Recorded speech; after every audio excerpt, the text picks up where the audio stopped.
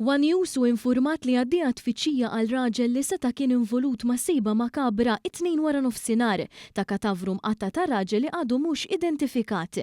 Jirriżultanna li l-investigazzjonijiet waslu lil pulizija għal ħanut fin-Naxxar fejn is-suspettat seta' xtara mannara li wkoll setat kienet l-arma tad-delitt. Aktar kmieni One News ukoll żvela kif il-katavru li nstab fil-bagalja fil-baħar f'Taslima 2 wara nofsinhar li jista' jkun u raġel ta' bejn l-40 u 50 sena li kellu xi diżabilità. Ma' sejba makabra l-investigaturi ma eskludewx li l-vittma seta' kellu problema ta' mobilità għal mod kif instabu s-saqajn.